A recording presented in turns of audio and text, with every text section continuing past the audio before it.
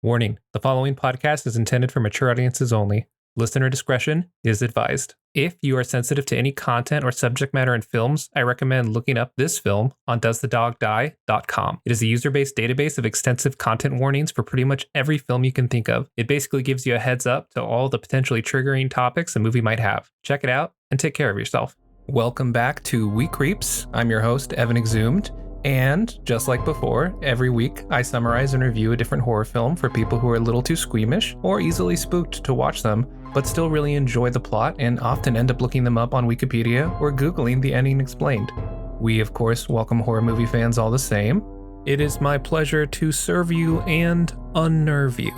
Today we will be discussing the second A24 horror film written and directed by Kevin Smith. Yes, the Kevin Smith. It is titled Tusk, made in 2014. It stars Justin Long, Michael Parks, Genesis Rodriguez, Haley Joel Osment, Ralph Garman, and Johnny Depp.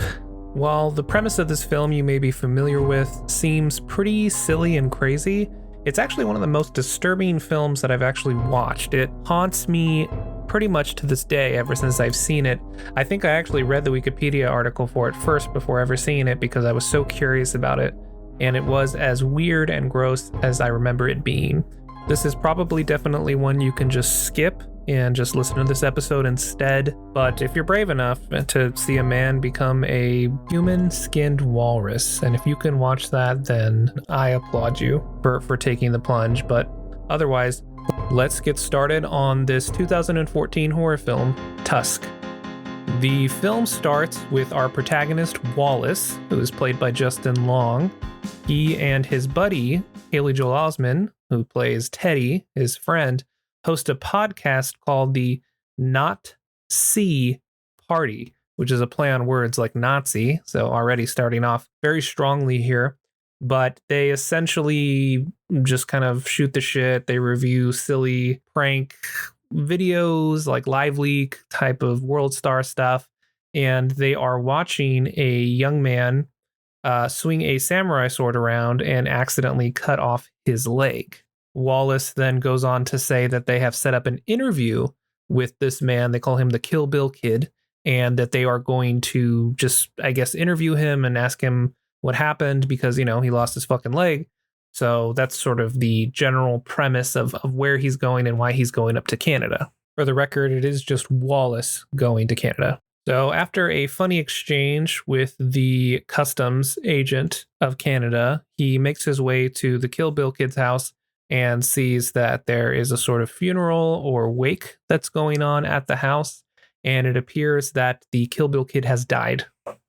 Later, Wallace goes to a bar and calls his friend, Teddy, to let him know that the Kill Bill Kid actually killed himself, probably from, losing his leg and also being humiliated online by this person's podcast and just, general viral internet stardom.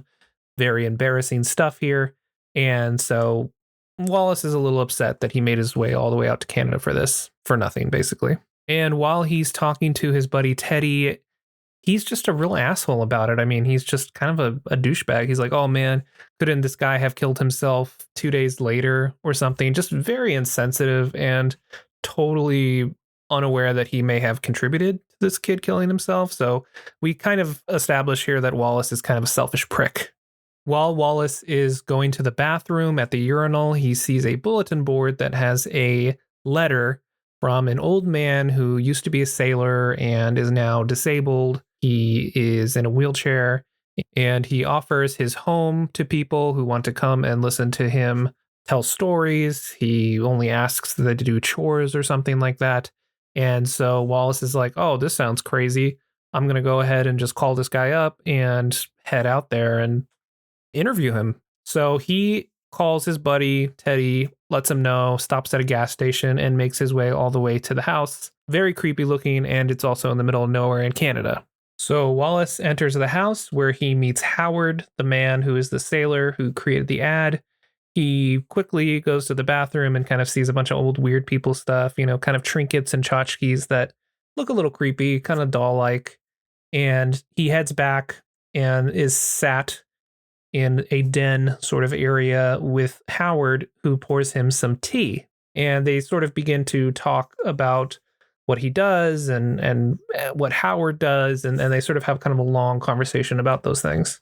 Howard reveals that he was in World War II, that he knew Ernest Hemingway, that they were in D-Day together, just all sorts of little war stories here. While talking, Wallace finds this weird bone that's sitting on the fireplace mantle, and Howard reveals that it is a part of a walrus's sexual organ area. I guess the penis aligns with the bone and it helps for penetration. I don't know. I'm not going to get into the specific nitty-gritties of walrus dick, but he has essentially a walrus dick just on his fireplace mantle. And of course, Wallace, being very immature, kind of plays with it and, pretends like he's jacking it off and just sort of all sorts of silly things.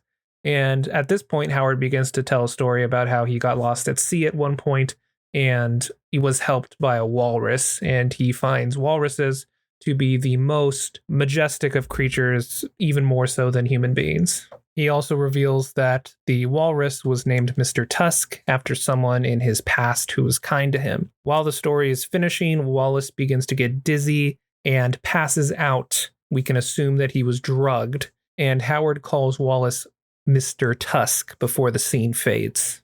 We then see a flashback of Wallace and his girlfriend, Allison, played by Genesis Rodriguez, and they are having sex, talking about how Wallace has changed over the years.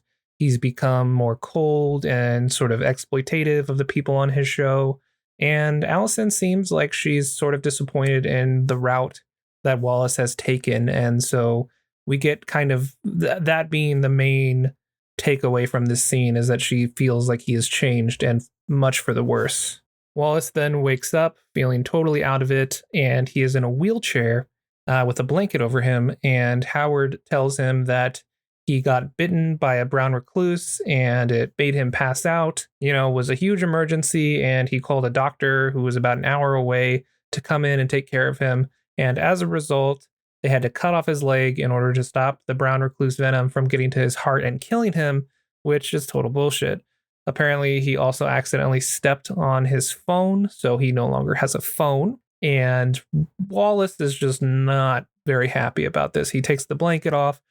He has no leg. I mean, it's been cut off from the kneecap down, and he is quite distressed about this. He also is basically unable to really move around because they gave him a spinal epidural to perform the surgery. And the reason that he's not in the hospital is because the doctor said that hospitals are too dirty, but there's no doctor to be seen. We only see Howard, and this is getting pretty fucking sus. Hours later, Wallace is sitting at the dinner table with Howard, and he has an IV inside of him that is filled with morphine. And Howard is still going on the whole story about how he got bit, but Wallace is just not believing it. I mean, the morphine is causing him to be completely immobilized. He can't pick up his arms to even eat the food that's being prepared to him.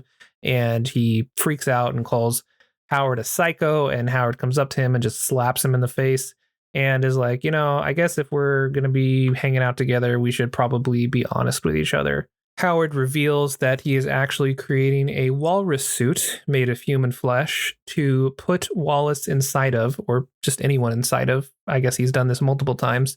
And he is trying to discover if within the heart of man lies a walrus. And this includes mutilating Wallace even further than he already has, so that he can put him in this suit and essentially mind break him and turn him into a walrus.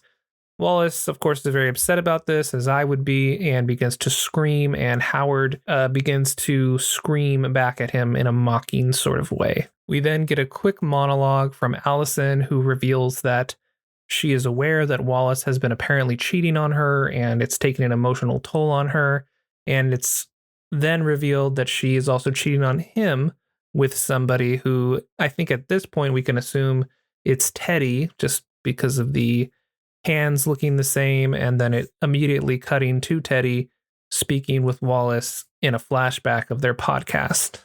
In this flashback within a flashback, we see that Wallace and Teddy are discussing the upcoming trip, And Wallace goes on some kind of tangent about how he needs to keep cheating on Alice because there's just so much hot ass out there. And Teddy is just like, bro, you're a fucking idiot for cheating on your girlfriend. Allison is amazing. And I mean, that's kind of where we really solidify that Wallace is a huge piece of shit. And I don't think he necessarily deserves to be turned into a human walrus, but they are making a pretty compelling point here.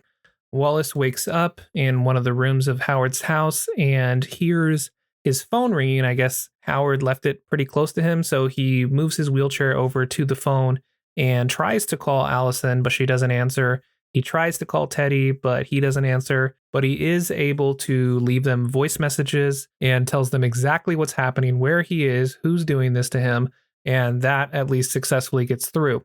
As he's about to call 911, which is the first thing I would have done, he gets knocked out by Howard and is told, you can either die as a man or live as a walrus. During this scene, it is also revealed that Allison and Teddy for sure are having an affair, and both seem to resent Wallace a little bit for the way that Wallace has been treating both of them. Now back at Howard's house, we see Howard monologuing about his tragic backstory, how his parents were both viciously murdered.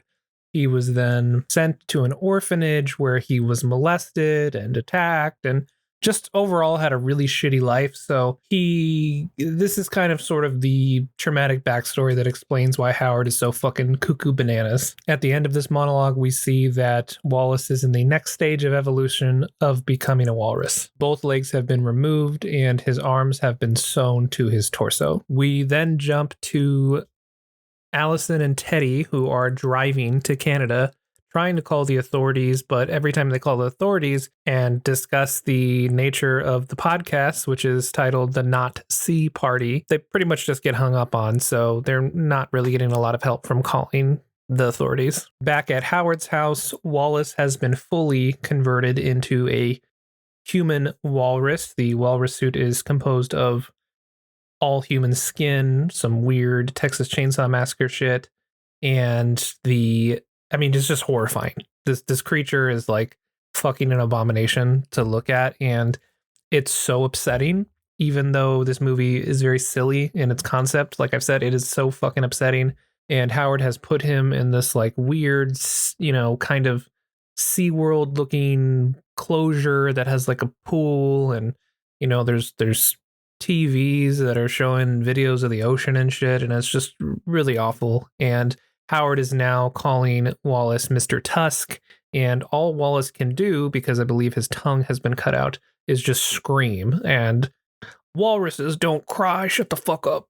So Allison and Teddy finally make their way to an actual detective, and they speak about the whole situation, but he doesn't really believe them. He thinks that maybe it's just a gag, but unfortunately there isn't much that he can do with it. He does give them the number to a private detective who has been searching for a serial killer in Canada that matches the description. We also learned that Howard is actually not his real name, and that's not the name he's gone under, which makes sense since it notes earlier in the film with his tragic backstory that after he got out of the orphanage, he jumped on a boat and escaped to Canada. We then jump back to Wallace, who is thrown into the pool and is forced to learn how to swim as a walrus. He then sinks to the bottom at some point and sees another walrus man corpse. So confirmed that Howard has done this multiple times. Allison and Teddy are then shown to be meeting this private detective named Guy Lapointe. He then details how he has spent over a decade searching for Howard and trying to catch this serial killer who specifically turns people into walruses. For the most part, I feel like this movie is pretty serious about the whole situation. Like I said, it's very silly in concept, but the execution is very serious. That is, however, until Guy Lapointe, Detective Lapointe, comes in, because it's very clearly Johnny Depp, but with a large, silly mustache and speaking in sort of a French-Canadian accent. So it's just, the whole thing is quite silly. And this is the one problem I have with the film as a whole, which I know sounds kind of silly because the whole thing as a whole is quite silly. But I don't know, man. This movie really freaks me out. I'm going to be honest. So the detective then goes on to tell how he thinks that he met Howard a couple years ago, but in disguise or something. He was looking for a missing person, and his trail had essentially led him to where Howard was. And Howard goes into the same tangent about how there was a brown recluse spider in his toilet or something, and maybe the detective could help him. And just due to the discomfort the detective is having with how weird Howard is being, and Howard even has like a different accent at this point, is just being really awkward and uncomfortable. The detective just sort of brushes it off and says like, there's probably nothing here, just some weird old dude. And so he brushes it off and just totally leaves the situation. And back in current times, he says that, I probably could have saved somebody's life if I had actually investigated the house, but, he just weirded me out so much that I just kind of stepped away from it. Teddy and Allison seem pretty skeptical of this guy, but he is the only detective willing to help them, so they're kind of stuck with him.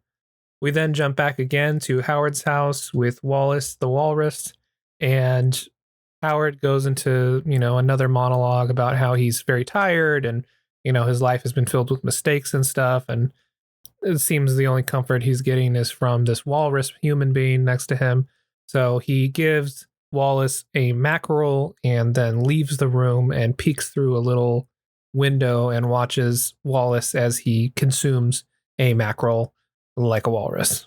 Then back with Allison and Teddy and the detective, they start to retrace all of Wallace's steps, including a gas station convenience store that he entered where he had a conversation asking for directions.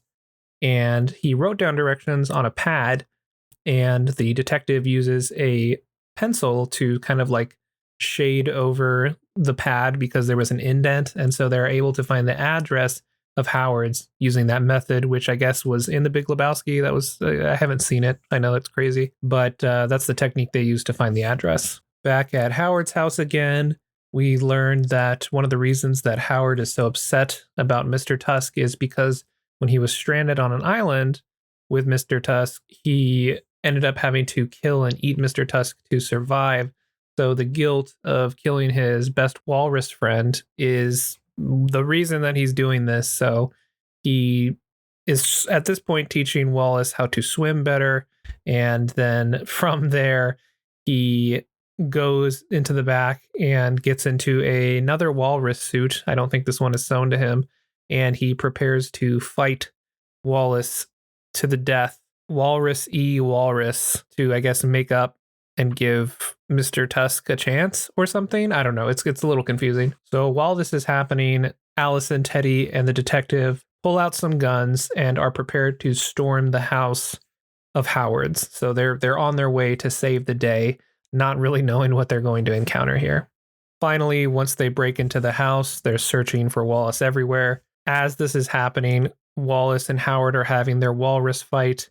Wallace ends up getting the upper hand on Howard, and then Howard emerges from the walrus suit about to stab Wallace, but Wallace, the walrus, does overcome and does successfully kill Howard with his tusks. And as Howard is dying, he looks up lovingly at Walrus and says, "You are truly my Mr. Tusk." Wallace at this point has gone full walrus. So finally, as Allison, Teddy, and the detective find Wallace having gone full feral walrus, he is like screaming at them and hopping at them and, baring his fangs or tusks or whatever. And the detective goes to shoot him in the head, putting him out of his misery. But Allison insists that they do not kill him / murder him. And we then see a time jump to 1 year later. And we see that Wallace is now in a sort of enclosure, some sort of wildlife habitat, and he is being taken care of like an actual walrus. He has like a pool and, gets fed fish and things like that. And Allison and Teddy visit regularly, it seems, and they look down on him and see that he is still fully feral, fully thinks he's a walrus. And Allison begins to cry a bit, hoping that someday that Wallace will return to normal. As she looks down at Wallace, she sees his eyes begin to tear up, which is a callback from earlier in the film. During the flashback conversation they had, she said that the one difference between humans and animals is that animals don't cry. So it kind of ends, I guess, kind of like on a hopeful note that Wallace is crying as a walrus. And yeah, I mean, that's the fucking movie. It just fucking ends right there. Justin Long in a meat walrus suit crying. And, even just doing this episode, I'm fucking disturbed. It is such a strange, sick movie. I feel like this movie actually upset me more than like the Human Centipede or anything else I've seen in the last 10 years. I don't know what it is about it because it's such a fucking silly concept. And the actual origin of the concept was Kevin Smith's podcast, Smodcast. They basically were just making a joke like that it would be really funny to make a movie about a guy who gets turned into a walrus, and they like kind of riff a bit about it, and eventually it got turned into this. So that was Tusk. Did you like it? Did you love it? I hated it. I hated every moment of it, but it's still one of the most disturbing films that I've ever seen personally. So thanks again for joining us on We Creeps. You can follow all my socials by going to wecreeps.com, or you can check out our Patreon, check out our TeePublic account, which is a great way to get merch and support the podcast.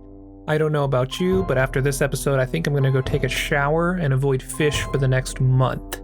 I hope everyone has a really great start to their week, and I want you to remember, never go full walrus, and always, always stay spooky out there.